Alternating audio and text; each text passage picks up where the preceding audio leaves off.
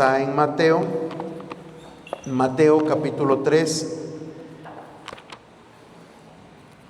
Vamos a leer del verso 11 al verso 17. Mateo capítulo 3 del verso 11 al 17.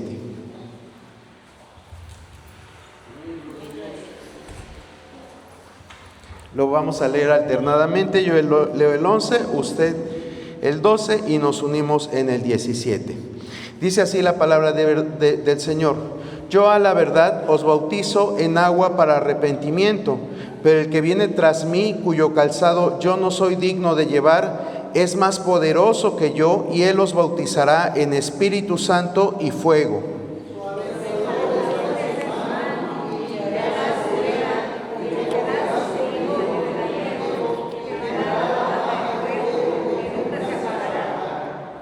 Entonces Jesús vino de Galilea a Juan al Jordán para ser bautizado por él.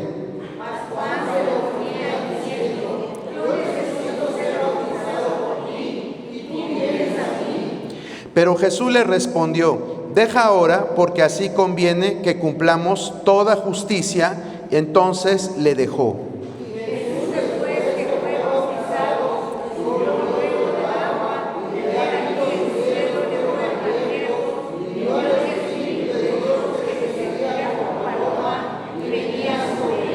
Todos juntos. Y hubo una voz de los cielos que decía: este es mi Hijo amado, en quien tengo complacencia. ¿Pueden sentarse, hermanos?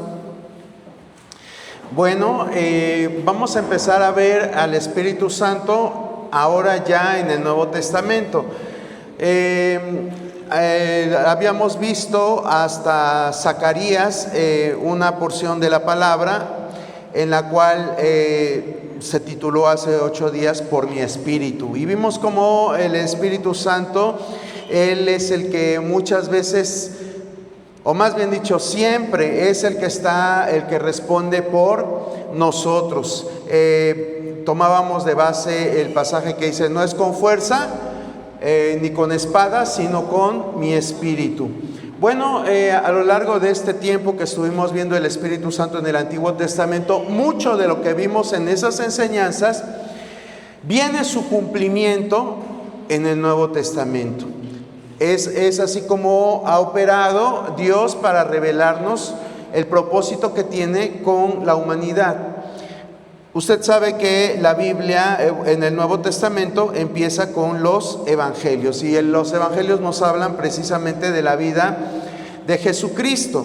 En este pasaje que hemos visto, estamos viendo cómo Dios estaba preparando el corazón del pueblo para la llegada de Jesucristo. Vamos a dividir esta enseñanza en 3 partes. A la primera le vamos a llamar el preámbulo, es decir, cómo estaban las circunstancias antes de que se manifestara Jesucristo en su ministerio. Después vamos a ver cómo dice la palabra que Jesucristo va a bautizar en Espíritu Santo y fuego. Y después vamos a ver cómo es reconocido Jesucristo al descender el Espíritu Santo en forma de paloma. Esas son las 3 partes en que vamos a dividir esta enseñanza. Y bueno, no es una enseñanza que usted no conozca. Yo estoy seguro que usted la conoce incluso mejor que yo. Pero es importante que recordemos que siempre el objetivo, vamos a llamar, de esta enseñanza es recordar que para que Dios se manifieste tiene que haber ciertas normas que tenemos que cumplir. Y bueno, vamos entonces a empezar con el preámbulo. Es la primera parte. ¿Cuál era el preámbulo? Es decir, el ambiente que había antes de que Jesucristo se manifestara en su ministerio. Bueno, estaba un profeta que Dios había levantado y que ya lo había pronosticado en el libro de Malaquías, que iba a venir con el espíritu de Elías y que iba a volver el corazón de los padres hacia los hijos y de los hijos hacia los padres. Eso fue unos 4 siglos antes de esto, Es decir, usted sabe que entre el Antiguo Testamento y el Nuevo Testamento hubo un tiempo en el cual, bueno, dicen que Dios estuvo en silencio, pero la realidad es que no estuvo en silencio, siempre estuvo obrando, aún en esos tiempos que fueron difíciles, fueron tiempos muy difíciles. Y después de 400 años se levanta Juan el Bautista y trae un mensaje.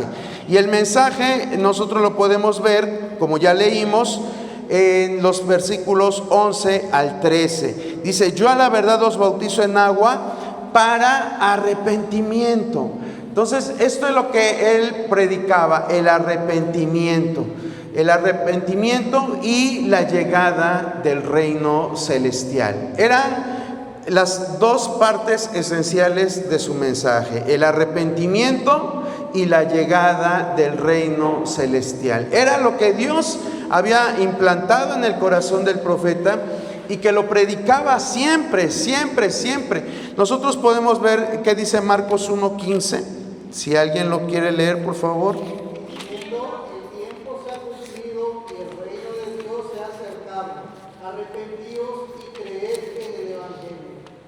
Gracias, hermana Clara. Aquí nos vuelve a mencionar este evangelio según San Marcos. Nos afirma esto del arrepentimiento. Tenía que haber un cambio, una metanoia, como se le dice en griego. Ese cambio era el cambio completo de pensamiento, un cambio de oriente a occidente o de norte a sur, es decir, tenían que convertirse. Y esto es lo que se necesitaba para que ese reino llegara. Ese reino, nosotros estamos acostumbrados a escuchar el reino de los cielos, pero ¿qué implica que nosotros seamos ciudadanos del reino? Eso es lo que debemos en esta hora hacer un énfasis. ¿Qué es lo que hace que nosotros estemos dentro de ese reino? Porque yo creo que escuchamos acerca del reino de los cielos, pero a veces no interiorizamos qué es el reino de los cielos. Y bueno, estar dentro del reino de los cielos es que nosotros nos sometemos a una autoridad y vivimos bajo los principios celestiales. Esas son dos de las características principales de estar en el reino. Saber que tenemos una autoridad, que no nos mandamos solos y que también vivimos bajo unos principios celestiales. ¿Sí? Vamos a ver qué dice Juan 18, 36 y 37. Juan 18, 36 y 37.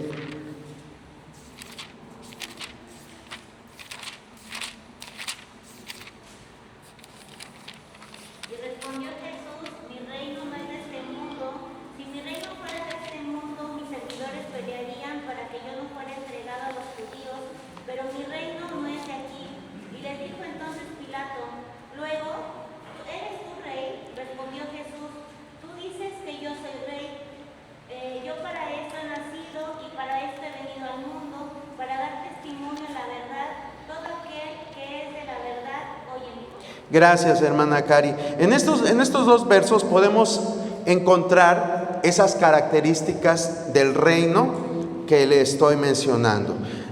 Dice, repitiendo lo que leyó nuestra hermana Cari, dice: respondió Jesús, mi reino, mi reino. Entonces, nosotros decimos, pertenecemos al reino de los cielos, o venga a nosotros tu reino, o expresiones como estas que a veces usamos, pero el hecho de decir esto significa que yo me someto a la autoridad de ese rey. ¿Y quién es este rey? Pues dice acá que Jesús. Él dijo: Jesús, mi reino no es de este mundo. Y en segundo lugar, los principios celestiales. Dice al final del verso 37, todo aquel que es de la verdad oye mi voz. ¿Sí? La verdad sabemos que es lo que Jesús dice en su palabra, el Evangelio, eso es la verdad. Por eso Él dijo, yo soy el camino, la verdad y la vida. ¿Sí? Eso es lo que implica ser parte del reino, saber que tenemos una autoridad, que no nos mandamos solos, y que para en verdad ser ciudadanos del reino, pues tenemos que obedecer los preceptos que Dios nos marca, en este caso en su palabra. Porque a veces creemos que estamos en el reino, pero no nos sometemos a la autoridad de Dios, y mucho menos vivimos bajo los principios del reino. Ustedes, ¿cuáles principios recuerdan que son parte del reino?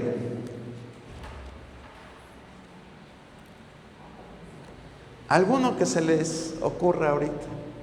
Bueno, no que se les ocurra, que se les venga a la mente. Santidad, ¿ok? Santidad, más que santidad está muy generalizado, un poquito más específico, porque Jesús habló de esto, de estos principios. ¿Perdón?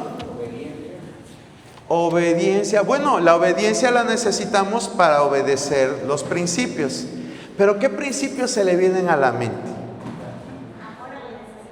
Amor a los necesitados. Muy bien. ¿Algún otro? Amar a Dios. Sinceridad. Sinceridad, claro que sí. No debemos de ser hipócritas. ¿Qué otra cualidad? Ya ve, son fáciles de identificar. ¿Recuerda usted las bienaventuranzas del Sermón del Monte? ¿Sí? ¿Recuerda todo lo que Jesús dijo en ese sermón? Eso es el código de conducta. Esa es la verdad que Jesús nos dio, ¿verdad? Bienaventurados los pobres de espíritu, bienaventurados los pacificadores, bienaventurados los mansos. Todo esto ¿perdón? Que tiene hambre y sed de justicia. Él nos dijo, dice, ama a los que te maldicen, ora por los que te persiguen. Todo esto es el código de conducta del reino. Eso es el reino. Acuérdese, usted sabe que nosotros vivimos en una república, y como república tenemos leyes. Es verdad que la verdad no sabemos las leyes, esa es una verdad, o a lo mejor no sabemos algunos artículos de la ley, pero no todos. Bueno, yo le invito a que pues compremos una constitución de la ley de México, y pues mínimo la leamos para ver nuestros derechos y nuestros deberes. Pero así como en donde vivimos, en nuestra república, hay normas, pues también en el reino de Dios existen estas normas. Y ya le dije en dónde están esas normas, ¿sí? Lea usted Mateo del 5 al 7, ahí están esas normas que Jesús nos dio para que podamos decir en verdad, yo soy ciudadano del reino de los cielos. Eso es lo que nosotros debemos de tener en cuenta. Todos nosotros tenemos normas. A lo mejor nosotros como padres hemos hecho normas con respecto a nuestros hijos. Donde trabajamos hay normas, en las escuelas hay normas, donde quiera que estemos siempre hay normas. Entonces debemos de entender que también para formar parte del reino celestial está la autoridad, que es Jesucristo, y está también los principios del reino, que ya le dije dónde están. Entonces eso es lo que Juan predicaba el arrepentimiento y la llegada del reino de los cielos. Si la gente se arrepentía y aceptaba la autoridad y las normas del reino, Jesucristo iba a ser bien recibido. Pero había aparte otra característica dentro del reino, y es la justicia. La justicia era parte fundamental, o es parte fundamental del reino. Vamos a ver qué dice Mateo 5:20. Mateo 5:20.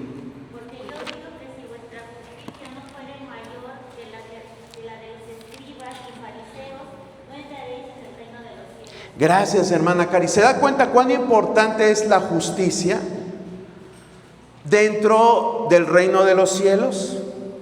O sea, todo lo demás, reconocer nuestra autoridad, que es Jesucristo, reconocer los principios y normas que Él establece y vivir obedeciendo esas normas es importante, pero también la justicia es importante. Por eso aquí vemos que dice Jesús: porque les digo que si vuestra justicia no fuere mayor que la de los escribas y fariseos, no entraréis en el reino de los cielos. ¿Qué entiende usted por justicia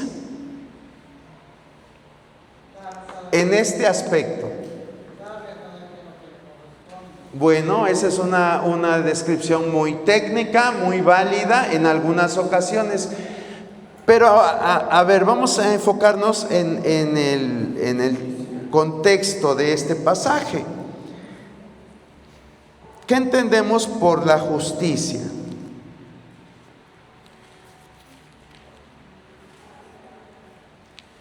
Dice vuestra justicia.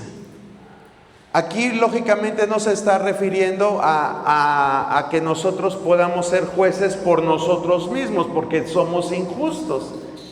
Se está refiriendo a algo más en el reino de los cielos.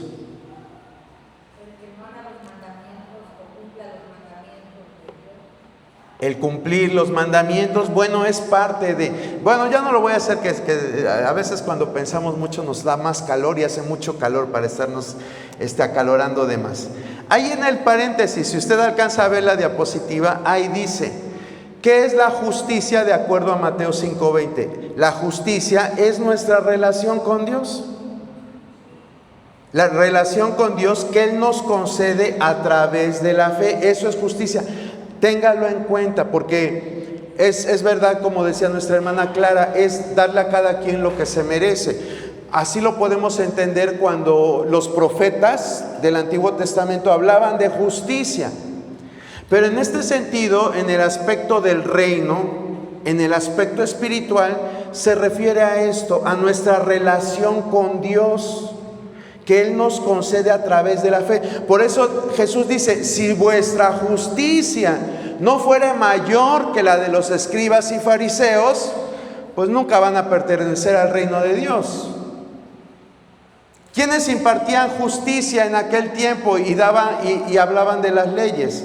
Pues precisamente estos personajes, los fariseos. Eran una forma de jueces que tenía el pueblo en aquel tiempo. Pero dice la palabra, dice que si la justicia de los que creían en Jesús no era mayor que la de ellos, pues no podrían entrar al reino de los cielos. ¿Y a qué se refería? O sea, yo no puedo ser más que la autoridad terrenal, en este caso que los fariseos. Pero Jesús estaba retando a ser más. Entonces había algo detrás del significado de justicia. Y era esto: la relación con Dios. ¿Cómo está nuestra relación con Dios? Porque eso es lo que importa. Si yo tengo una buena relación con Dios, yo me voy a sujetar a Él. Si yo tengo una buena relación con Dios, yo voy a obedecer sus mandamientos, como decía nuestra hermana Tere. Vamos a obedecer, pero el conjunto de obedecer a nuestro Rey y obedecer de sujetarnos a nuestro Rey y obedecer sus mandamientos, eso es la totalidad de la justicia. Por ejemplo, ¿qué dice Génesis 15:6? Creyó a Jehová y le fue contado por justicia.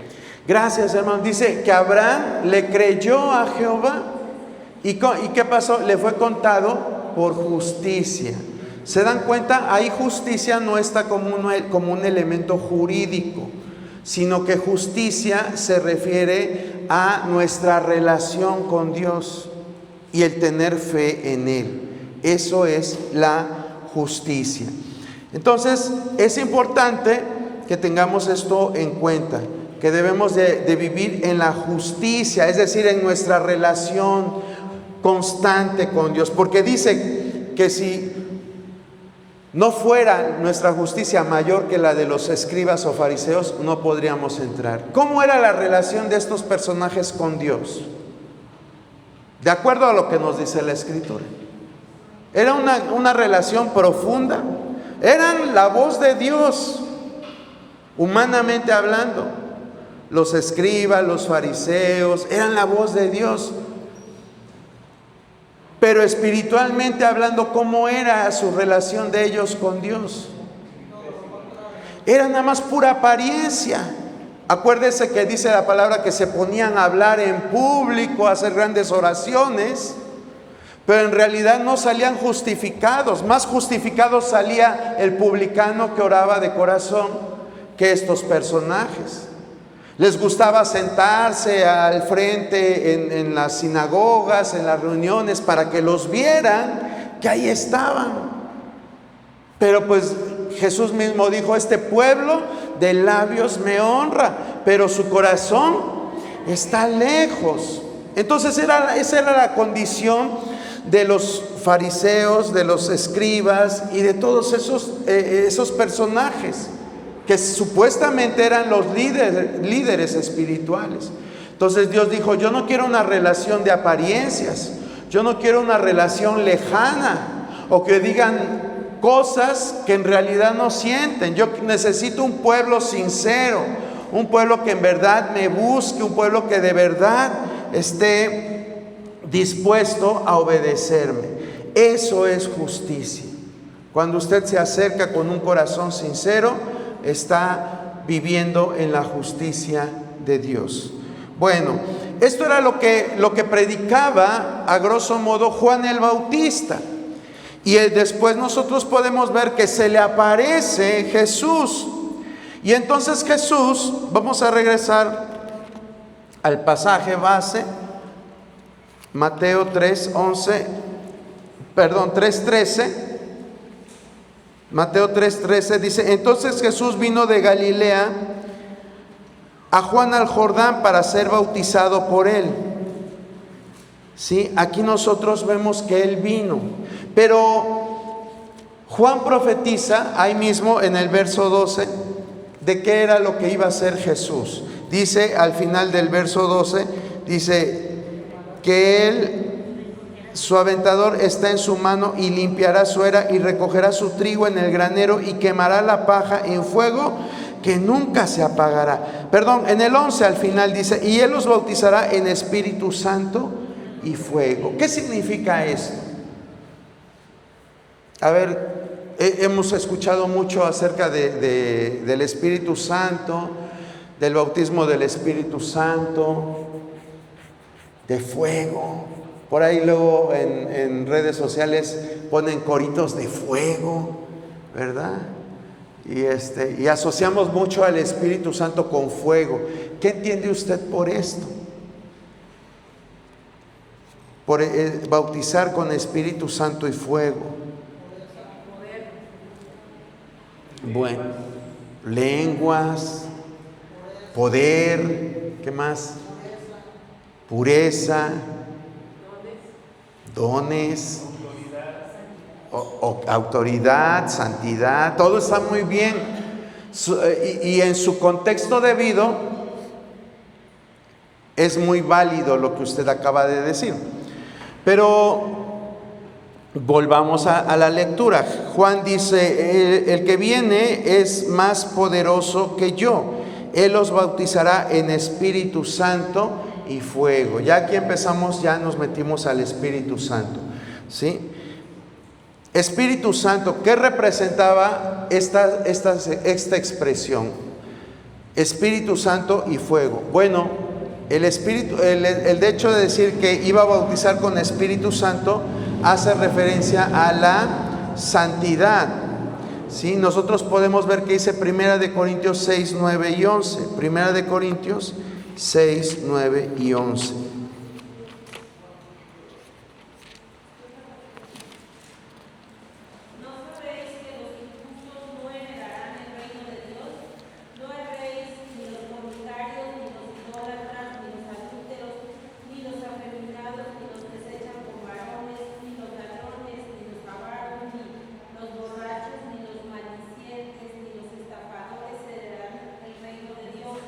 Y esto erais algunos, mas ya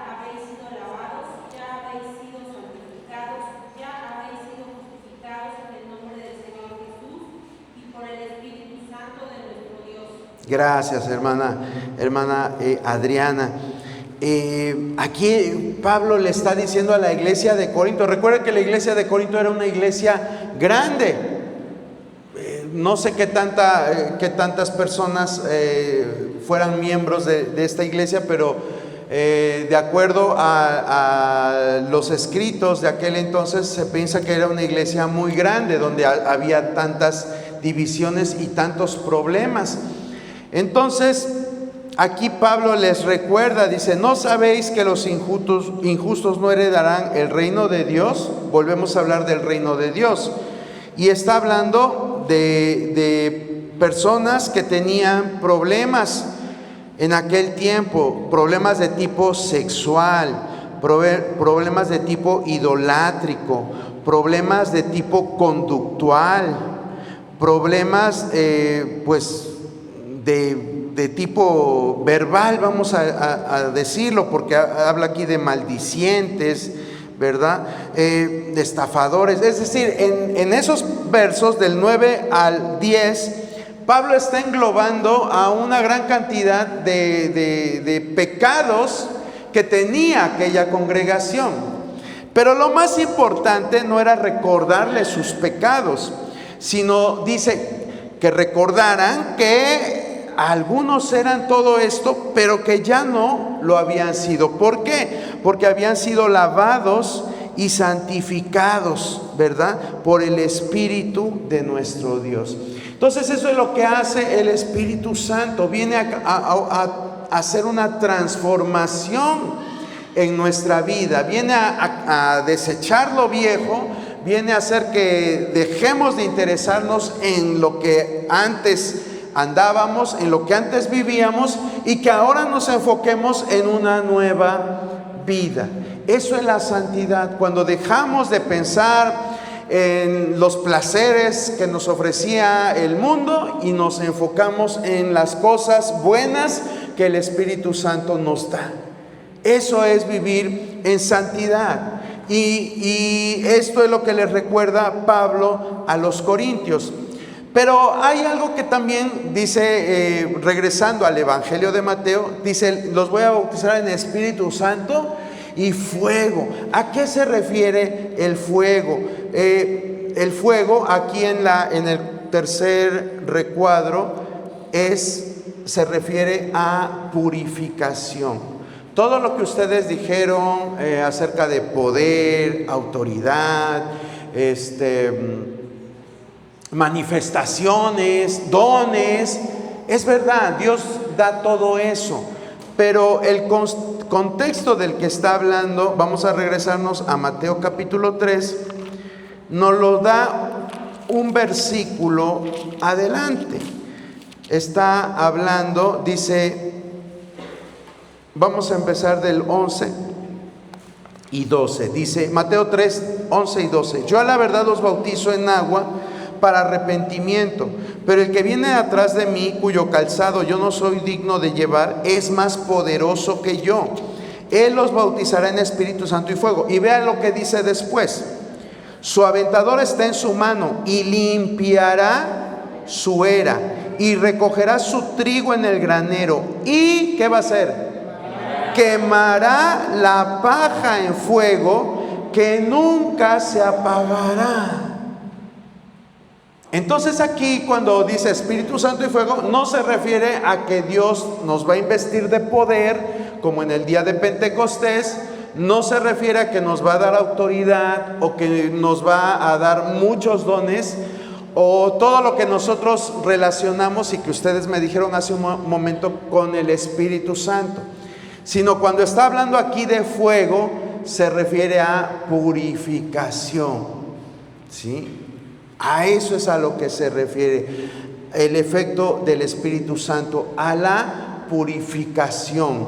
Y vamos a ver algunas citas que corroboran esto. Vamos a ver qué dice Malaquías 3, 1 y 4. He aquí, yo envío mi mensajero, el cual prepara el camino delante de mí, y vendrá súbitamente a su templo el Señor a quien vosotros buscáis, y el ángel del pacto a quien deseáis vosotros. He aquí viene, ha dicho Jehová de los ejércitos. ¿Y quién podrá soportar el tiempo de su venida? ¿O quién podrá estar en pie cuando Él se manifieste? Porque Él es como fuego purificador y como jabón de lavadores. Y se sentará para afinar y limpiar la plata, porque limpiará a los hijos de Leví, los afinará como a oro y a plata, y traerán a Jehová ofrenda en justicia. Y será grata a Jehová la ofrenda de Judá, de Jerusalén, como de los días pasados y como en los días antiguos. Gracias, hermana Clara. Vea lo que está diciendo el profeta Malaquías. Dice, porque Él es como fuego purificador y como jabón de lavadores. Ya esto lo habíamos hablado cuando veíamos acerca del profeta Isaías en el capítulo 4, que habla también del Espíritu Santo como purificador, y veíamos un poquito de esto. Pero aquí vuelvo a repetir, lo que habla en el Antiguo Testamento lo corrobora en el Nuevo Testamento, y nos está hablando de ese efecto purificador.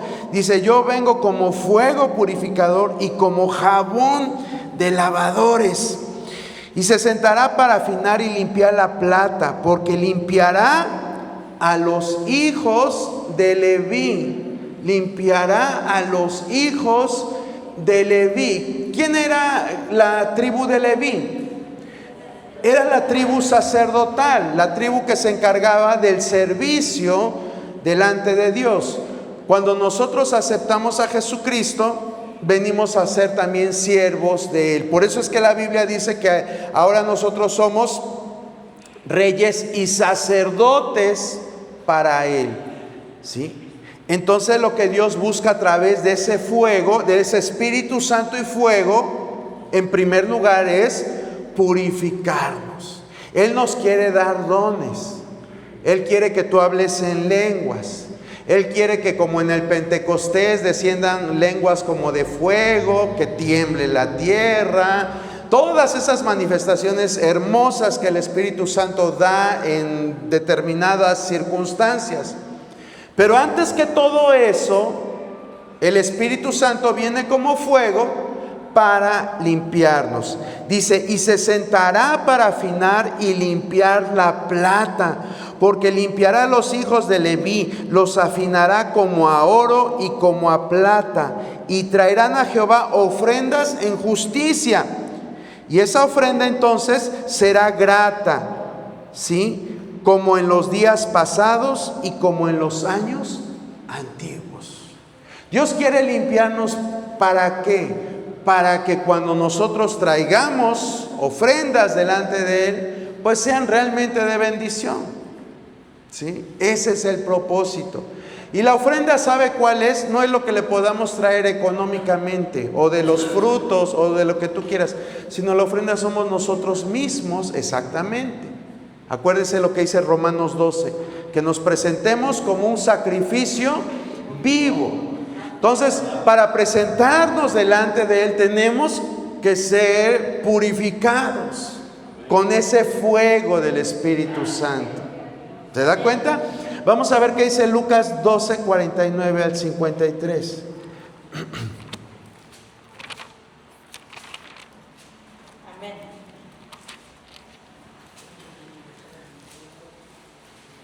Si alguien lo quiere leer.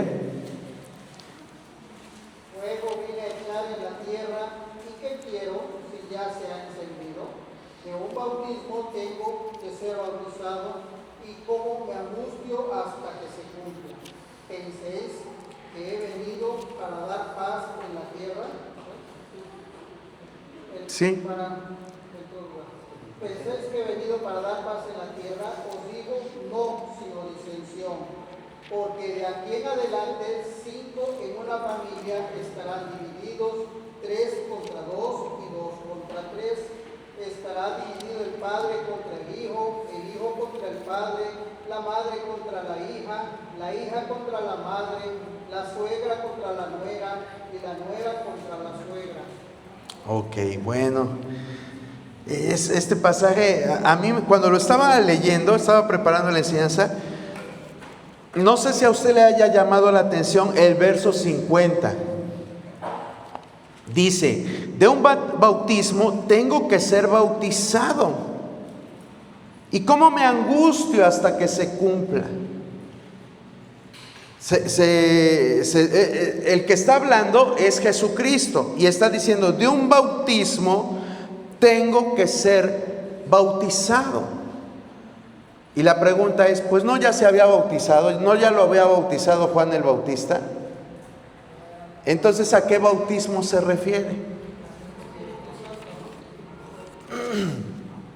Bueno, aquí me dicen que al Espíritu Santo. Pues ya había también, ahorita en la tercera parte es lo que vamos a ver, que desciende el Espíritu Santo sobre él. ¿A qué se refiere esa parte? ¿Sí la había leído usted antes? Yo creo que sí, ¿verdad? Nada más que a veces pues decimos, pues quién sabe a qué se refiere y nos lo brincamos. Pero ahorita que se está dando la oportunidad de ver este pasaje, ¿a qué se refiere? Dice, de un bautismo tengo que ser bautizado. Pues si ya te bautizaron. Ya fuiste bautizado en el agua y el Espíritu Santo descendió a ti. ¿A qué se refiere? Exacto, a su sufrimiento. A su sufrimiento. Vea cómo aquí lo toma como un sufrimiento. ¿Y por qué hice énfasis en esto? Porque es parte de la purificación, el sufrimiento. Y es lo que a veces como seres humanos no nos gusta. Pero mismo Jesús está diciendo, de un bautismo tengo que ser bautizado. Vamos a quitar el nombre bautismo y vamos a ponerle sufrimiento. Vamos a leerlo entonces. De un sufrimiento tengo que ser partícipe. ¿Sí? Y por eso es que después surge la expresión, ¿cómo me angustio hasta que se cumpla? ¿Se da cuenta? Si quitamos bautismo y ponemos sufrimiento, ya entonces podemos entender el sentido de la siguiente expresión. Porque dice, ¿cómo me angustio? Si fuera el bautismo en agua o el bautismo en el Espíritu Santo, pues porque te vas a angustiar. Al contrario, hasta te pones contento. Pero aquí está hablando de que él tenía que ser bautizado en sufrimientos y por eso es que él dice, ¿cómo me angustio hasta que se cumpla? ¿Sí? Muy bien, ustedes lo descubrieron, lo discernieron. Vamos a ver, por ejemplo, en Jonás 2:3, para que usted entienda la expresión. Amén. Y no usted diga, ay, ¿de dónde se sacó esas cosas? Jonás 2:3.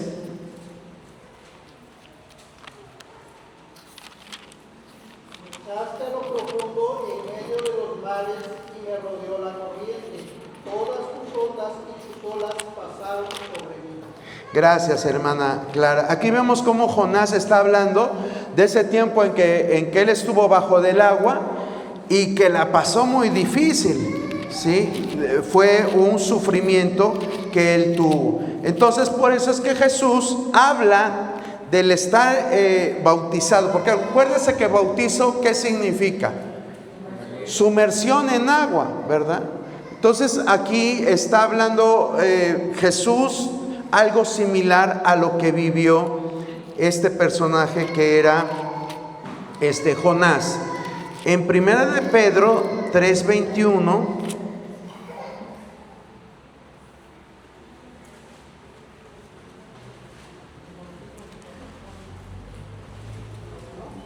a ver, léelo, hermana, por favor. El bautismo que corresponde a este ahora nos salva, no quitando las inmundicias de la carne, sino como la aspiración de una buena conciencia hacia Dios por la resurrección de Jesucristo. Ok, aquí nos habla de bautismo, pero el contexto está hablando de cuando Noé fue salvo. Usted puede leer en su casa los pasajes anteriores y está hablando cómo Noé fue salvo a través del arca en medio de las aguas del diluvio. Siempre cuando usted vea pasajes que mencionan aguas, ríos, tormentas, el hecho de que se mencionen estos pasajes, estas figuras, hace alusión a caos. Los mares, en el lenguaje simbólico, representan esto: caos, conflicto. Eso es lo que representan las aguas, los mares. Entonces Jesús fue sumergido. Ahora que entendemos el simbolismo de aguas o de mares o corrientes, vamos a ver que fue sumergido en una lucha emocional que él tuvo por el sufrimiento. Entonces, volvemos al punto. Fuego es pasar por circunstancias adversas, y por eso es que Jesús dijo: yo soy bautizado. Y luego la frase dice: y esto me angustia, me preocupa hasta que suceda.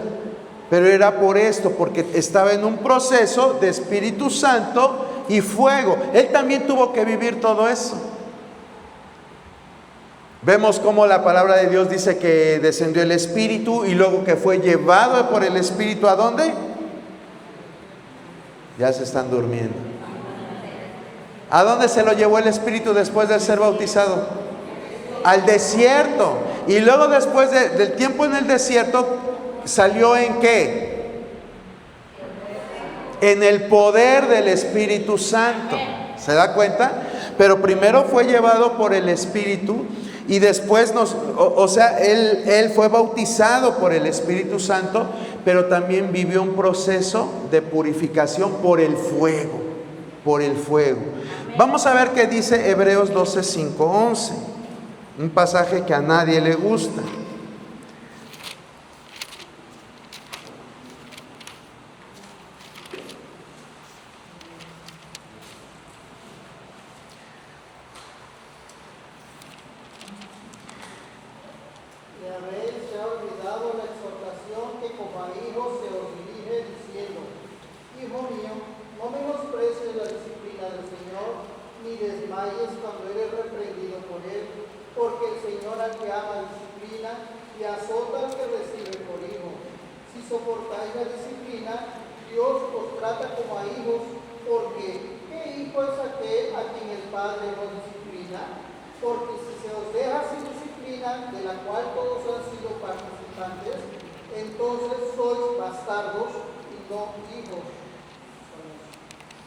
Si quieres hasta ahí, hermano, para que son pasajes de esos que no quisiéramos escuchar, ¿verdad? Pero es parte de esto. Estamos hablando de fuego, y el fuego, ¿qué hace? Purifica. Bueno, la disciplina es parte de esa purificación. Dice: ¿quién a la verdad, si es disciplinado, le gusta? Pues a nadie. Pero es parte del proceso, es parte de la purificación, es parte de ese fuego que Dios hace con sus hijos. Todos, en mayor o en menor medida, tenemos que pasar por ese proceso. Las siguientes citas de Primera de Pedro también hablan de lo mismo. Vamos a omitirlas para que usted no se estrese, para que no se vaya como regañado, ¿verdad? Vamos a omitirlo. Pero yo lo que quiero que entendamos es que el fuego, con respecto al Espíritu Santo, sirve para esto, para purificar. También es bonito los dones, las manifestaciones, todo lo que sabemos porque somos pentecostales.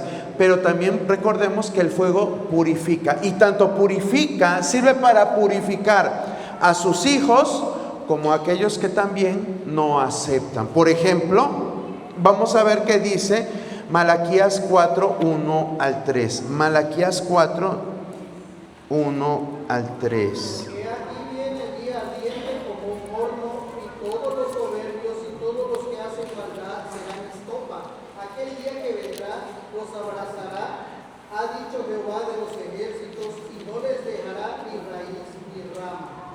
A vosotros los que teméis mi nombre, nacerá el sol de justicia, y en sus alas traerá salvación, y saldréis y saltaréis como becerros de la manada. Hollaréis a los malos, los cuales serán ceniza bajo las plantas de vuestros pies en el día en que yo actúe, ha dicho Jehová de los ejércitos. Gracias, hermana Clara. Hasta ahí. Sí, hasta ahí. Entonces aquí vemos nuevamente la figura del fuego. En Malaquías 3 veíamos cómo Dios afinaba a la tribu de Leví como plata para que sus ofrendas fueran gratas. Entonces ahí vemos al Espíritu Santo como purificador de su pueblo. Pero en este otro pasaje, que es un capítulo después, se está refiriendo a otro sector de la humanidad. Y a ese otro sector de la humanidad, pues es aquel que no quiere recibir lo que Dios le ofrece, que es la salvación. Esos también va a venir el fuego, pero el fuego ya no va a ser para purificar, sino ¿para qué? Para destruir, ¿sí? Dice, vendrá y los abrazará y serán como estopa. Y luego dice en el verso 3, dice, los cuales serán ceniza bajo las plantas de vuestros pies. Quiere decir que ese fuego que purifica a su pueblo también es un fuego de juicio. Ahí lo dice abajo en el último cuadro. ¿Sí? Al pueblo de Dios el fuego lo purifica, pero el fuego para la gente que no acepta es para juicio. ¿Sí? ¿Qué dice Lucas 7, 29, 30?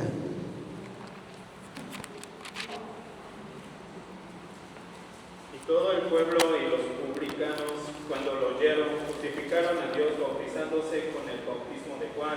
A los fariseos y los intérpretes de la ley desecharon los designios de Dios respecto a sí mismos, no siendo bautizados por Juan. Gracias, hermano José Alfredo. Aquí vemos cómo respondía la gente al mensaje del Evangelio. En el verso 29 dice, y todo el pueblo y los publicanos, cuando oyeron el mensaje, justificaron a Dios bautizándose con el bautismo de Juan. Era un pueblo dócil. Los publicanos, los pecadores, fueron dóciles y se bautizaron. Quiere decir que se arrepentían. Pero vean lo que dice el verso 30, es la contraparte. Mas los fariseos y los intérpretes de la ley, ¿qué dice que hicieron? Desecharon los designios de Dios respecto de sí mismos, no siendo bautizados por Juan. A mí me encanta este pasaje porque usted sabe que hay doctrinas que dicen, es que ya Dios nos predestinó y que Dios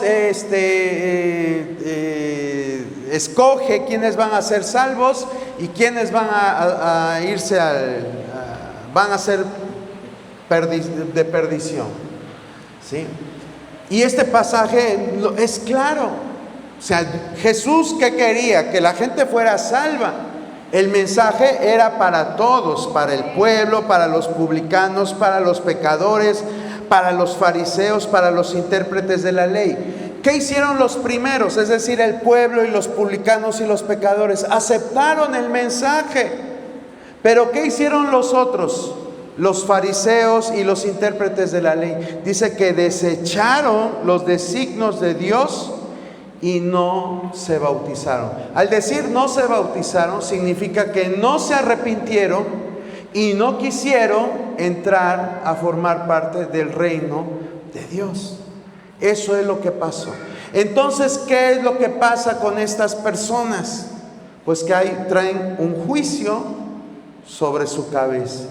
Ascuas de fuego, dice la palabra. Traen un juicio sobre ellos. Y esto se cumplió. Nosotros sabemos qué pasó en el año 70 después de Cristo.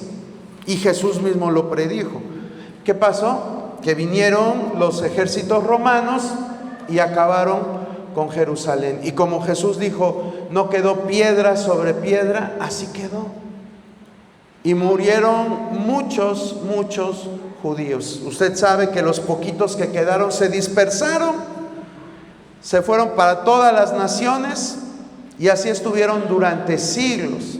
Hasta el siglo pasado, ¿verdad? Que después de la guerra mundial, la Segunda Guerra Mundial, pues nuevamente es declarado el Estado judío, el Estado de Israel.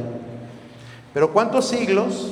¿Verdad? Porque desecharon a Jesucristo. Entonces, a eso se refería Juan el Bautista cuando dijo, Él los bautizará con Espíritu Santo y fuego. No era que estuviera diciendo, en el día del Pentecostés va a venir el Espíritu Santo como lenguas repartidas de fuego. No se estaba refiriendo a ese momento, sino que cuando dice que el Espíritu Santo venía como fuego, se refería con respecto a sus hijos, que los iba a purificar, y con respecto a los incrédulos, que iba a ser un juicio. Y bueno, vámonos a la última parte. El Espíritu Santo desciende. Eso hay en Mateo 3. Vamos a buscar en qué verso está.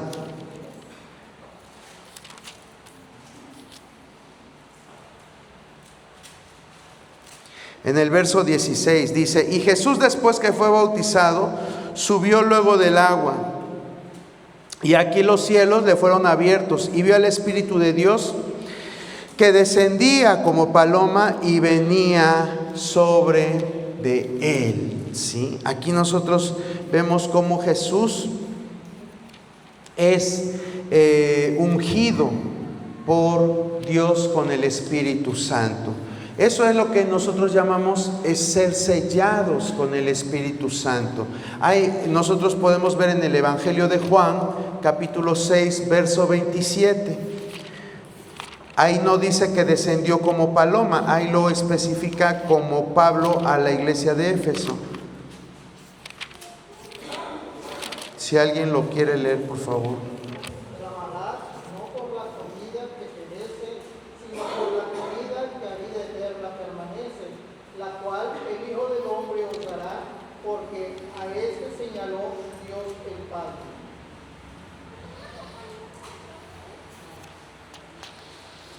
Sí, es que, bueno, he de haber anotado mal la cita, pero ahí dice que lo selló.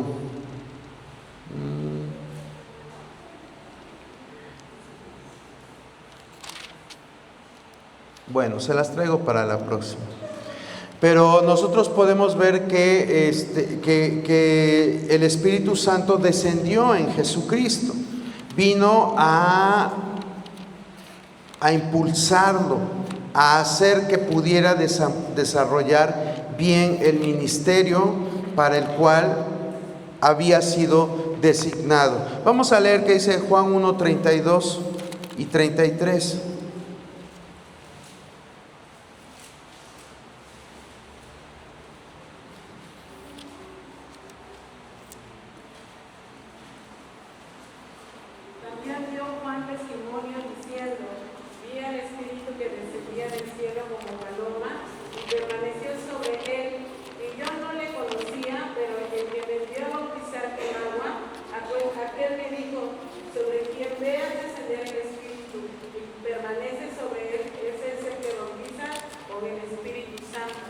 Gracias, hermana Eve. Aquí vemos una descripción de lo que leímos en Mateo 3. Vemos cómo el Espíritu Santo viene sobre Jesucristo. Y esto era la apertura de lo que iba a inaugurar Jesucristo como una nueva era.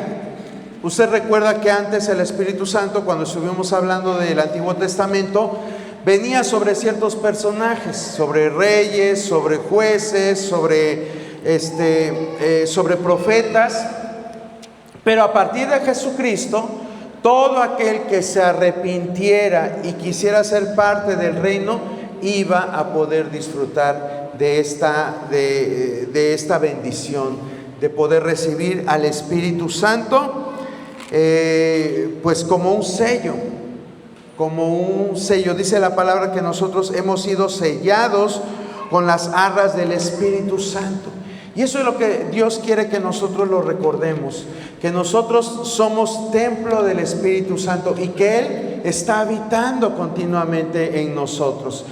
Acerca de Jesucristo, los evangelios dicen que el Espíritu Santo siempre estaba en su vida, ya no como en Sansón, Ya no como en otros jueces, que iba y venía, ya no como en Saúl, sino que estaba continuamente. ¿Qué hacemos nosotros en nuestra relación diaria con el Espíritu Santo? ¿Lo valoramos realmente como algo importante? ¿O simplemente lo tenemos ahí arrinconado? Esa es la pregunta que nosotros tenemos que hacernos, hermanos. ¿Qué hacemos con el Espíritu Santo? ¿Qué es lo que usted está haciendo con el Espíritu Santo? El Espíritu está ahí. Jesucristo vino a hacer esta inauguración para nosotros. ¿Qué estamos haciendo con Él? ¿Dejamos que Él nos guíe? ¿Dejamos que Él en verdad tenga el dominio en nuestra vida? ¿O seguimos haciendo lo que a nosotros nos conviene? Eso es lo que en esta hora quiero que usted entienda, y vamos a entenderlo. Vamos a seguir hablando acerca del Espíritu Santo en el ministerio de Jesús, pero es importante que recordemos esta presencia en nuestra vida. Yo te invito a que te pongas en pie y que le demos gracias a Dios, porque todo aquello que había sido hablado para los antiguos y que no pudieron disfrutar, ahora tú y yo lo disfrutamos. ¿Sí?